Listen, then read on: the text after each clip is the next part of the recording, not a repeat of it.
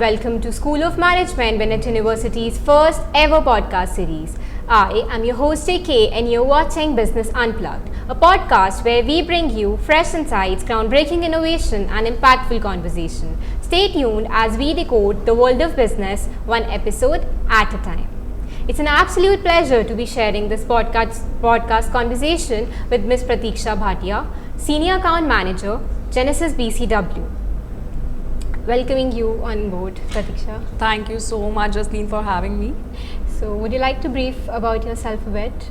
Yeah, sure. So you already know my name. My name is Pratiksha, and I'm working in Genesis, Burson. It's Burson now, and it's been more than 7 years in the PR industry, and I think it's going well. Mostly I am handling clients around aviation sector, it's education, it's travel, tourism and hospitality. So yeah. Right. Would you like to explain a little more about your clientele base? Sure. So as I've mentioned that, I am I'm working on aviation sector and I'm super passionate about aviation. So one of the account that I handle, it's one of the biggest airline in India. It's Indigo. Another is Virgin Atlantic, that's an international airline, and I'm handling some accounts in travel sector, including RCI or some in aerospace as well. Right, that's really great to be hearing from you, Pratiksha. So, can you initiate by sharing your perspective on the evolving role of PR in corporate sector and specifically in aviation? Yes, sure, Jasleen. So, PR is a sector that I actually never planned in the beginning. Like, yes, I wanted to get into PR. It was never a planning. But now, if I think it was definitely meant to be. So, I have always been fascinated about, how communication is building brands, how communication is changing perception of the public, and how basically it is so evolving, it is so fast-paced industry that there is everything on daily basis, there is something new to discover. Right. So that something is it always makes me exciting, it's thrilling that there is something to be motivated about on daily basis. But other than that, if you've mentioned about aviation sector, aviation PR is unique, I would say. Aviation PR, it's a regulated industry, it's a public showing industry, and everything is visible to everyone. So, especially here, our role is to not just getting the coverage or not just about having media relations. It's mostly and almost about managing a company's reputation, handling crisis, which clearly plays a very important role, especially in this sector. And other than that, I would say as a PR, it's a job to reassure that the messaging reaches out to the right audience. And whenever it comes to airlines, I would say right audience, including customers, including investors, including stakeholders. So, yes. So, what do you think, Pratiksha? Like, how do PR professionals handle crisis communication? And like for you, as you are from the aviation industry, where repetition and safety is like the paramounts. So, you have mentioned about crisis communication and how exactly we do handle crisis. If you have noticed, we handle crisis on daily basis. Not even daily, but I would say on weekly basis. There is something going on in our life every time. But when it comes to aviation sector, it's inevitable. We cannot ignore it. But I am not going to mention what other people follow, but there are some pillars that I actually like to follow, and it is helping me till now. Starting with transparency. It's I would say it's a key pillar, and honest and open communication, maybe with your media, with your customers, it's very important, and it's the foundation of crisis communication. So if you are addressing a situation, if you are addressing a crisis, and you are giving them a real picture, what exactly happened, it really creates an impact. And other than impact, it creates that trust, it's create that brand loyalty. So whenever there is a crisis situation, I think it's better to be transparent rather than hiding the information or sharing anything which is inaccurate. Besides that, another thing that I would like to mention is speed. Whenever there is a crisis, your speed matter. How quickly you are responding, because of course there are journalists, there are a lot of people who are reaching out to you. I mean, if I'm talking from PR perspective, media reaches out to us. The crisis situation happens and media will start calling us. What happened? What is the scenario? So during that time, we have to give them a response. And it's not about that, you have to give them a response with all the information. It can be limited information, but response is important. Because that response showcase that you are accountable and you are there, you are addressing the whole situation and you will come with a resolution. The third pillar that I always like to follow is empathy, right? We like to communicate, we are conveying things with our statements. This is a situation, this is how we handle. But sometimes people do miss that empathy is important, because of course in this AI generated sector that we are in, people have lost that touch, people have lost that human touch, that personal touch. So with the help of empathy, it is important for us to communicate well. And empathy, especially during crisis, emotions run high. If you have noticed, we don't take time. If we are upset, we are going to just post it. Oh my God, this is happening. We'll just post it. So this is a reason our communication should follow that approach, that whatever we are doing, whatever we are writing, whatever we are sending to the media, it shows that personal touch. So that customers are feeling, they are feeling valued, they are feeling heard, which is of course a very important factor. So, Pratiksha, absolutely, walking along the lines, what strategies do you use to maintain and enhance the reputation of the company? So, Jasleen, every company follow a different strategy, if you are in airline business, there is a different strategy. If you are maybe in education or, FMCG, another sector, the strategy will be different. But what important is the core part, right? Preparing is the key. So whatever strategy you are going to follow, it depends upon crisis to crisis. But what is important, that you are prepared. Whenever there is a crisis situation, you know how to handle that situation. You know what rules you are going to follow, what process you are going to follow. So you have to be prepared beforehand. And of course, it includes all the teams, it includes all the, drills. I shouldn't say, but whenever there is a crash happened, I shouldn't say that, but whenever there is a crash situation, they all know what is the process they need to follow. They all know that, what time statement will go in the media, at what time our spokesperson will be able to connect directly with the media. So yeah, everyone knows what process they have to follow. It's become easy for us to, communicate better. First. Second that I would like to highlight is monitoring situation. So if you have, of course, you have mentioned about strategy, it's very important to monitor the situation beforehand. What exactly is going on social media, and what is happening on your X, Instagram, Facebook. Of course, people have their teams to monitor all the channels. So whenever we know that there is a potential crisis that is going to be escalated, it helps us to, plan accordingly, to strategize our communication accordingly and in a better way. Right. So, how do you assemble and manage a crisis team, and what roles and responsibilities do team members have during crisis?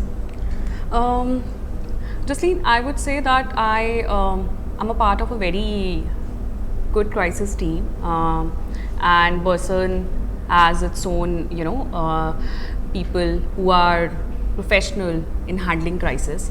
So when it comes to roles and responsibilities, of course, this is basically aligned based on designation, and whenever there is a crisis situation, we always work with the company. When it comes to, of course, airlines, so we are going to work directly with the company, with the airline. So here again, every company has their own roles and responsibilities. Like when it comes to Berson, I know that I am going to take care of media, right? My bosses know that they are going to take care of the stakeholder, right?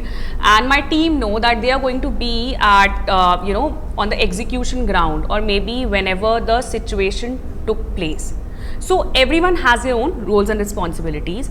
But overall, if I would say, there are spokesperson who is the face of the company, who is going to deliver the exact situation with empathy, of course, that I've already mentioned. He's going to deliver, or maybe he or she is going to deliver the exact situation. He'll be the face of the company. Second, I would say the important one is the media, who is handling, media team. There is a whole media team who is handling the whole situation, conveying this to the media about the exact situation. Third is there is social media team who is monitoring the situation. And again, every company have their own teams. So maybe there are legal teams involved, there are customer relations team involved, and in airline business there are flight operations team, there are engineering teams, maintenance teams. So all the teams get involved and work together in this situation. So roles and responsibilities, of course, as I've mentioned, we all are prepared that what we need to do, what process we need to follow, especially during this kind of situation. What strategies do you use to build and maintain relationship with the key media contacts, and how do you prioritize these relationships? Well, I would say this is one of my favorite topics, and building media relationship and maintaining is one of my key strengths as well. So when it comes to media relationship, it's not just about sending press release. Journalists को हम लोग call कर रहे हैं that please हमारी press release cover कर लो. Of course, you'll get to know about all these things. So it's not about just that. It's about having that long-term partnership with the journalist. And that comes with not just, if you are sharing a press release on WhatsApp or mail or calling them, should not be limited to this. Okay? The pillars that we can follow, especially to build the media relations, is accessible. I'll come on the other pillars as well, but being accessible is very important, because it's a two-way street. It's very important for the journalist to trust you, right? Journalists, they have a day and night job, and whenever they want a clarity, it's a job to be available to give them a proper information and clarity during that situation. So we cannot just say at that time that हाँ मैं छुट्टी पर हूँ, या I am, मेरे working hours खत्म हो गए, so after 6 I don't work, because crisis again can happen any time, and if you are not available for the journalist at that particular time, then in that case they can't rely on you, right? So I would say be accessible and give them proper information. It really helps, right? Another thing that I would like to highlight is transparency. I think it's transparency. It helps everywhere, not just in PR, in crisis communication, but yeah, people, I don't know, I think they have forgotten. They have forgotten to share the exact information. But yeah, it's important to be transparent with the media, or maybe if you have a different stakeholders, maybe it's important to be transparent with your customers, right? So whenever there is a situation, you have to address that situation, you have to communicate it properly. Just let them know that what exactly is the scenario, and we all do understand that sometimes situation is evolving. It's not in our hands. It's some information is confidential, but you can always convey this to the media. You can always convey to the customer that, you know, we are looking into it and we are going to address the situation, but currently we just have this information only, rather than giving them any inaccurate information or any vague statement, which is of no use, right? So here again, I would say that being transparent is one of the key pillars during crisis or during media relations. Third thing that I would like to highlight is have that relationship beyond work. And it's not about going into and, you know, just jumping into their personal life, calling them on off hours, that what are you doing and all. It's not about that. Have that connection beyond work hours. That means maybe you can meet them for coffee, or maybe, you know, you can just check in on them. How are you? Hope everything is fine. Because if you want to build that relationship, it's important for you to also make efforts. And it's not just about that, you know, you are just going to connect with them ki हाँ यार ये काम करा दो, वो काम करा दो, ये story करा दो. This should not be the case. You have to build that personal touch. And of course, we are in PR. PR, it's all about people. So, you know, it's important to build that relationship with people, and which includes media, which includes our customers. So yeah. So true. So, like, what are your suggestions? How do you think can students build a strong foundation in the PR industry while being in college? Okay. Justine, firstly, I really want students to, you know, think about it again. Think about it as in what sectors they want to get into, right? And if the sector is PR, then of course there are multiple ways, right? Because if you will understand, PR, it's a very dynamic industry. It's not just about that, you know, you are going to connect with people and chit chat with them. It's not just about that. You have to learn, you have to know things, you have to read about it, right? So if you want to be prepared to enter in this industry, make yourself, you know, just read about stuff, just make sure that you are learning things, not just one sector, multiple sectors. And even, you know, we have a morning call on daily basis, so we always talk about what's happening in the industry, what's happening in the news, and it's very important because somehow it helps us in the conversation as well. If you don't have that knowledge, you are not able to communicate, right? So I would say learning. I mean, it's a long-term process, it's a lifelong process. Always have that eager to learn things. Second thing I would like to highlight is internships. Of course, I'm sure that your professor, your teachers, they have already communicated this to you that, you know, you should go ahead with the internships, but try to have internship after 1 year always, because this time, so this is my learning, you know, I have done multiple internships in my college time.